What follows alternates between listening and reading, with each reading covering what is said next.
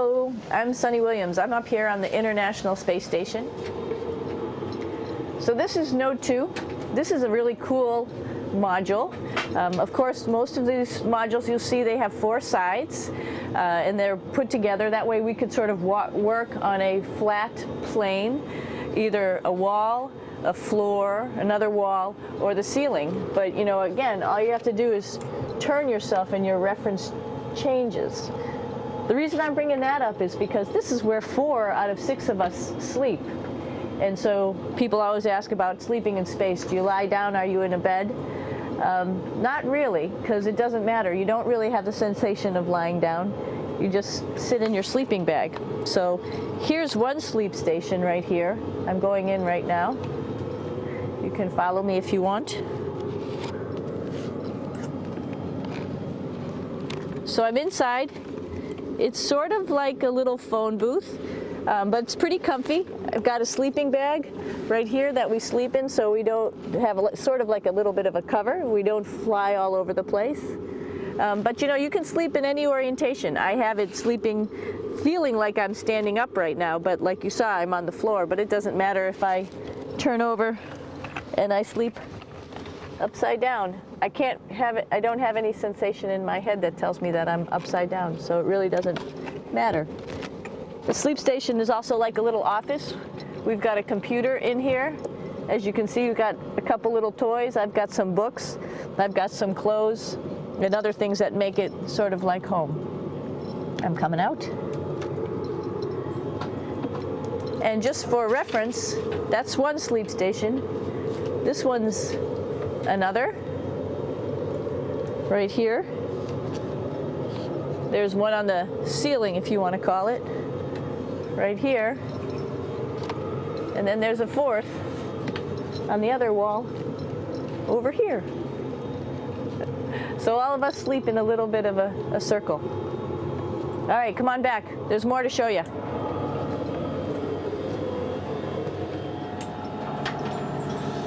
I know that there's some questions about how to use the bathroom and how do you actually live in space like normal, like at home. I mentioned real quickly about getting up in the morning and brushing your teeth and washing your face. Well, how do you do that? Well, here is the bathroom essentially. You get up in the morning and we have a little kit and it has all the essential things that you need, like your toothbrush and toothpaste and brush. See how much better the brush makes my hair look? I'm just joking. It still stands up straight. It doesn't matter where you are. It's always going to stand up straight while you're up in space. A lot of people ask about toothbrush and toothpaste. So, luckily enough, toothpaste, you can do it upside right this way, is sticky, and so it sticks to your toothbrush. No problem. Another cool thing is that water sticks to your toothbrush too. If you can see it, I'll have some water come out. The water is pretty neat up in space. It'll stick to your toothbrush and it will make a big bubble. And that's just by surface tension. And then you can drink it. So a lot of people ask about what do you do with the toothpaste after you brush your teeth.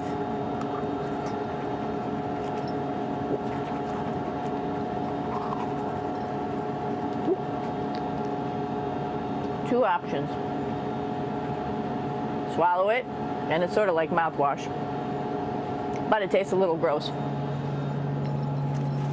Or you can just spit it out in a paper towel, and then you don't have to worry about it. Swallowing thing I wouldn't recommend at home. I'm only up here for 4 months, so it's not that bad.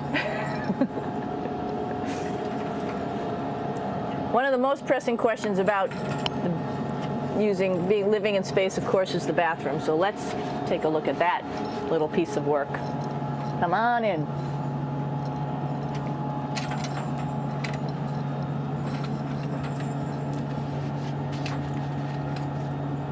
Here we are at the throne. This is awesome. You might see the little You might have noticed the little moon on the outside. This is our orbital outhouse right here.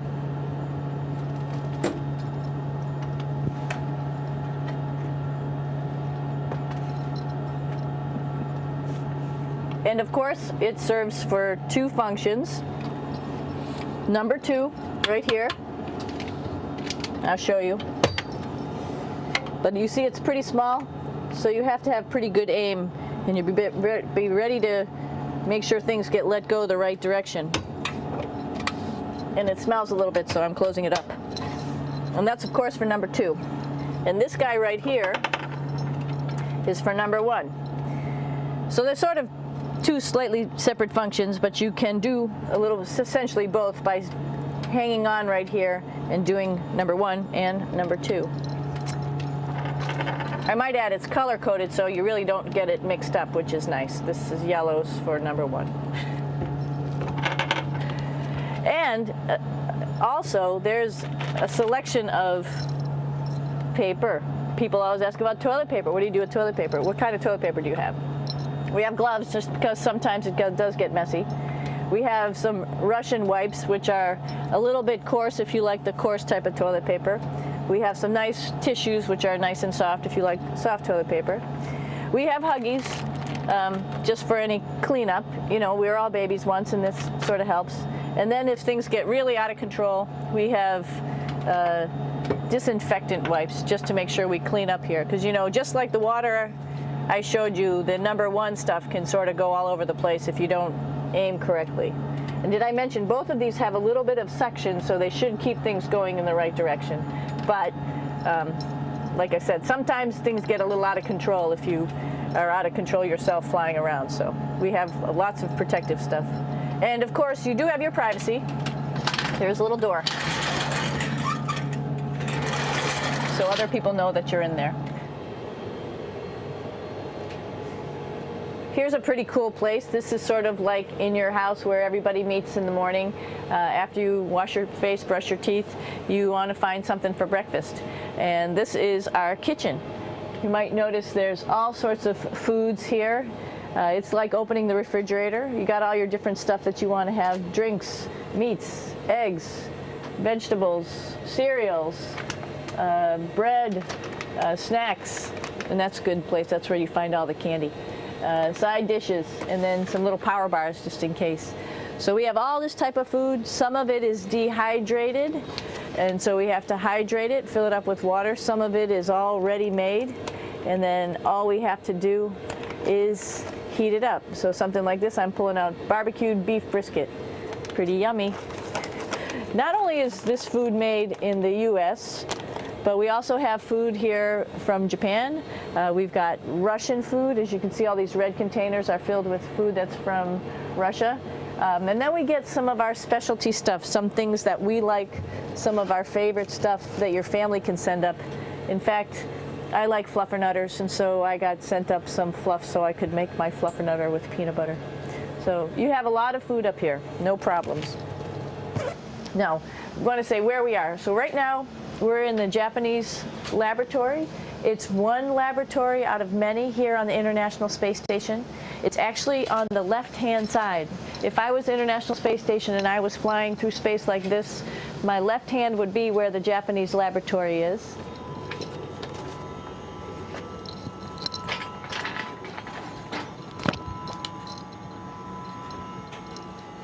So now again, we're on the right-hand side, all the way on the right of the International Space Station.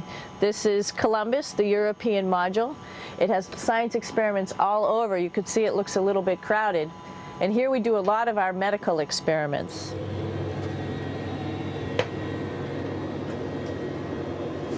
Here we are in the U.S. laboratory.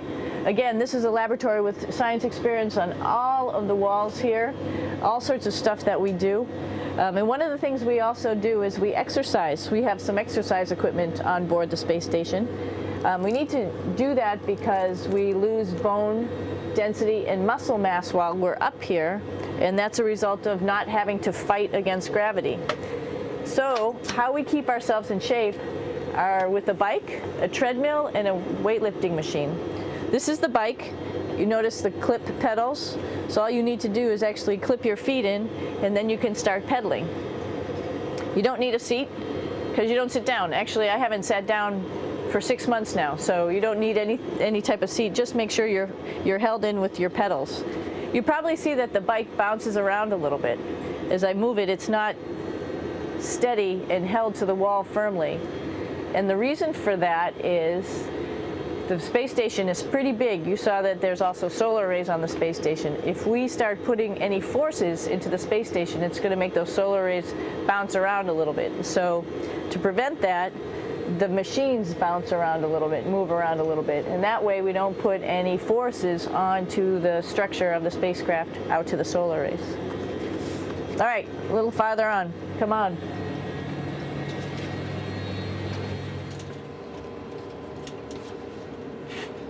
I'm here with my two buddies in the airlock. Actually, these are two spacesuits that are ready, primed up to go outside, as we call it, to go do a spacewalk in case we have to do anything outside. Some of the things we do outside are just like inside, repairs. We have a lot of electrical boxes and machinery and solar arrays, in fact, that I talked about earlier, that are outside, and sometimes they don't work quite right. Remember, space is really cold and really hot, and it's also the vacuum of space with no pressure, and so some of the equipment doesn't work well all the time. So we might have to go out and do a spacewalk. Right behind me is actually the hatch that you go out into space, and right now we have it filled up with a couple other spacesuits because we've got 4 of them up here and some of our tools. But right behind here is the hatch in which you actually go right outside into the vacuum of space. The spacesuit is pretty big, as you can see. It's like being a football player. Part of the reason it's so big and bulky is because of this backside, this backpack. It's like going on a hike with a backpack, but the backpack and the suit weighs about 300 pounds. Luckily in space, nothing really weighs anything, so you don't feel that it's so heavy. But we need to have such a big suit because that guy back there is essentially the heart of the spacecraft. I call this actually a spacecraft. It has all the oxygen for you. It has all the carbon dioxide removal system for you. It also has a heating and cooling system to make sure to regulate our body temperatures while we're outside. It also has a computer, so it tells you on a display here if there's anything that's going wrong with the suit, if we're running out of oxygen, if we have too much carbon dioxide, or any type of electrical problem. So it's a pretty awesome little spacecraft, and actually got to go out, use my little spacecraft a couple times, and it worked like a charm. Lucky that it works very nice. You might want to see what the helmet looks like. It's pretty cool too. We don't usually go out like this, so you usually can see when the helmet's open. So you can see what it looks like inside. Somebody's little head would be inside of here. So you can see, you can turn your head all the way around while you're inside of there, but the helmet stays still. So that's determines how far you could see. And it's usually pretty sunny out there, so we have to wear our sunglasses, and this is our sunglasses right here, which make you look pretty cool.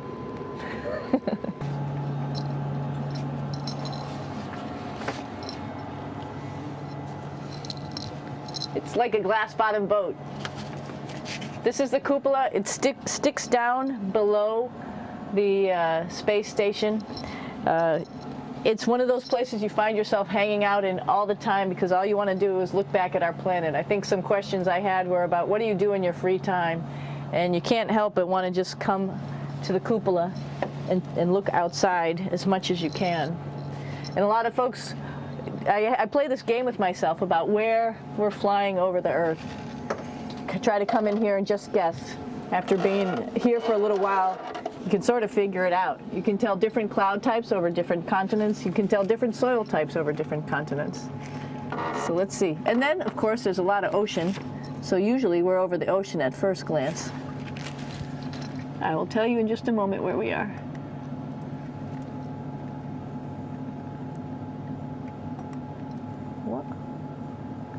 There we go. Oh, right now we are right over Africa. It's a little bit cloudy, as you can tell, but we're right over the continent of Africa. Hey, what's that? I think that's a Soyuz spacecraft. That's the spacecraft that's taken us home to planet Earth today. Oh my gosh. We might have to go take a look at that. That's pretty cool. It's a little bit smaller than the rest of the spacecraft, the space station, so you'll see if we go there, it'll be a little bit more crammed. But we're going, you can look all the way back to the back of the spacecraft, which is where the Russian segment is, and then you could look all the way forward to the front of the spacecraft, where the Japanese laboratory, the European laboratory, and the American laboratory are, and then back to the solar arrays where we started this morning when we were looking out the Japanese window.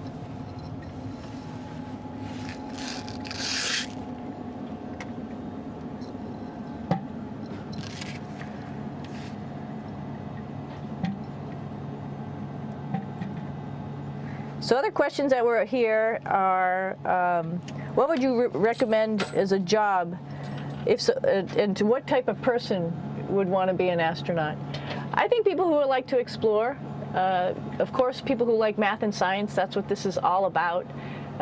We have people in the office who are doctors, teachers, veterinarians, engineers, pilots, so all sorts of people become astronauts, and I think if you see it's just sort of cool, so I think people who like to do a little adventure and like to do cool stuff probably usually become astronauts. Hey, one thing I didn't show you, or I talked about but I didn't show you, was the exercise, another piece of exercise device, which is the advanced resistive exercise, and that's what this is right here. This is ARED, and you could probably see this bar. Let me just do a little bit of maneuvering here. Stand by. You have to set it up just like at any other gym.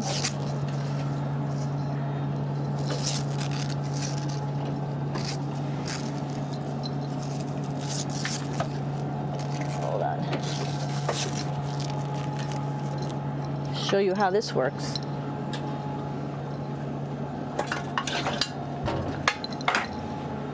So you can see you can change your attitude just by going from one module to the next, going up from the cupola down here. This is what we call the ARED, and with this you can lift weights based on vacuum in these cylinders, just like you do at home at a gym. For example, if I wanted to do a squat, I could do it like this. Oops. I should need some weight on this thing. I'm not lifting with anything, so it's too easy. One of the cool things you could do things that you can't do at home. For example, single leg squats with just one leg, because the other leg, you won't fall over. So all sorts of stuff. You can also do bench press. We have a bench that we could add on here, so you can work on your beach muscles.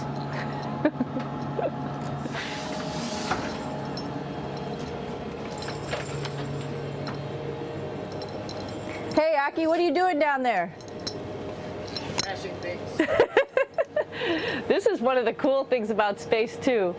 It sort of looks like there's a big old hole here, but you don't even think twice about it. You could just jump over the hole, or if you want, you can go jump into the hole. I'm coming down. Woo!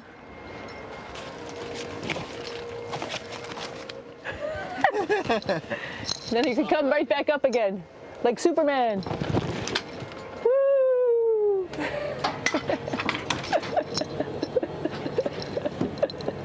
We're lucky we have a really cool big space station that you can fly around in. That's actually called the PMM. You might have saw it out the window. It's a big silver canister.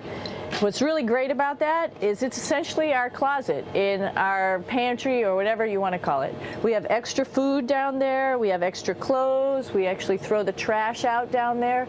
So it's nice and organized, and we have all of our stuff that we need while we're working in all these other modules all stowed in this location down here. And it's a lot of fun to play in. So we're going into the Russian segment. Be ready. You don't need a passport either.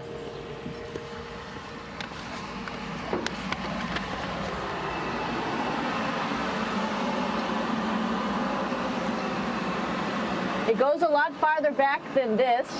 We'll go take a trip and say hello to the boys down there in just a minute. Well, let's do that first, actually, and then we'll go down to the Soyuz at the very end. This is Yevgeny. Hi. Doing a little tour.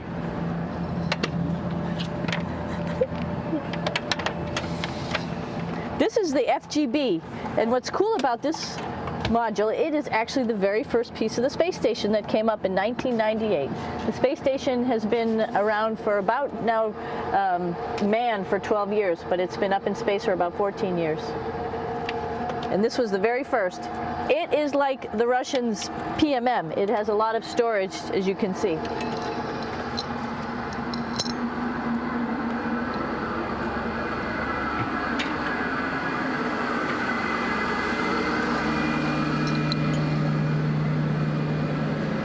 Можно? Снимаем. Чуть-чуть. So here we are in the heart of the space station, really. This is the service module. This is the central post. In case we had any problems, I know a couple of the questions were about what type of things do you have to worry about. And some of the things we have to worry about in space are fire. If we had a fire, if we had a depressurization, like we were hit by a micrometeorite and it made a hole, or if we had some type of toxic atmosphere. We use ammonia for our radiator, so there is a possibility that ammonia could come into the vehicle, and then it would be bad for all of us. If we have any of those problems, we come right here, which we call the central post. It is the main heart of the space station. It was also the first computers that came up here that ran the space station. And so behind this wall right here are these main computers. So we gather here as a group of 3 or 6 and then figure out how we're going to either fight the fire, patch the hole, or solve the toxic spill. And what's cool about this module, of course, it's the central post. It also has great windows right down toward Earth. It has controls to fly in visiting spacecraft if they need some assistance right here. It has Russian computers as well as American computers to help us control anything we need to on the space station. It's a couple of our crewmates back there, Oleg Novinsky on the right and Yuri Malenchenko on the left. And there's also a second bathroom here, which is really cool because 6 of us going to one bathroom is really tough. And so there's one bathroom here and one bathroom on the other side where I showed you. And you can probably see on the wall behind Oleg and Yuri some of the heroes of the space program. Sergei Korolev, who was a chief designer of putting men into space, and of course on the right-hand side, Yuri Gagarin, the first man to go into space. So just reminds us of our roots. Yuri, what are you doing? Что делать? Coffee. Making coffee. Yeah. Oh, black coffee. Yeah. Looks good. Okay. Спасибо. We're going to check out our Soyuz real quick. Make sure it's ready to go. All right, back to the Soyuz.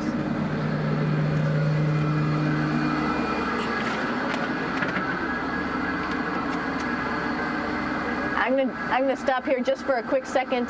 You can see on the Russian spacecraft there's also other modules that stick out, down, and above. Right here is, let's see, I'm trying to be oriented. That's a place where we do spacewalks from for the Russian side. There's Russian spacesuits in here, and also a visiting vehicle which brought fruits and vegetables and becomes a trash container when we undock. Up on this side is also a future place where they're going to do spacewalks from, and connected to it is Kevin's, Oleg's, and Yevgeny's Soyuz spacecraft. And now let's go see ours. Whoa! Извините, No problem. это пробка.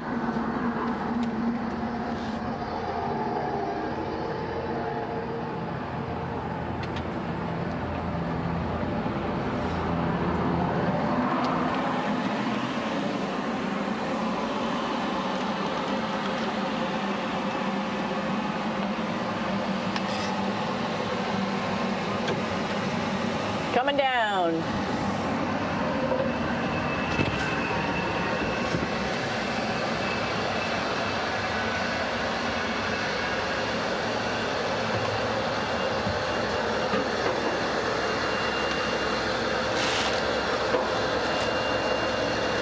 tricky getting in here.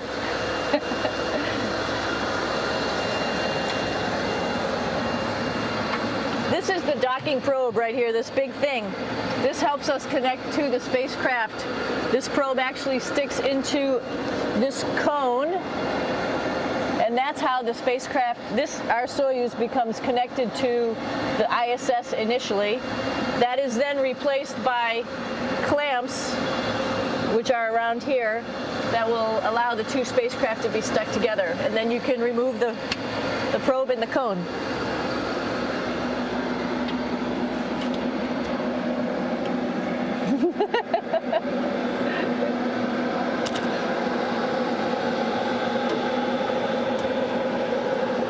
You okay?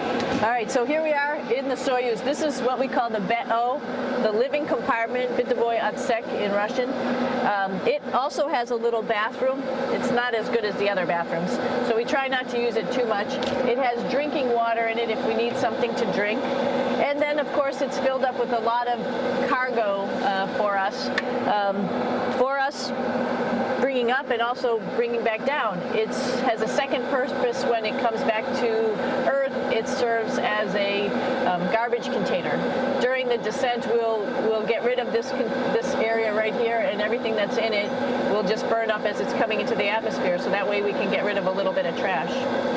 But the main area where we were on launch and where we're going to be on descent is down here, because we're not part of the trash. So we're in a safe place. So we're in the descent module, SA. It's a little small, but you can get in.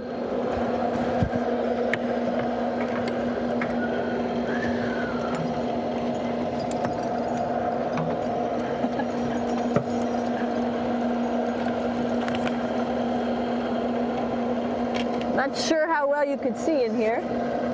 Hold on for a second. I'm going to turn it up this way, just so you could see the hatch and you could see Kevin. It's a little bit small, but we'll come in and show you around. You coming in? Probably not. Okay.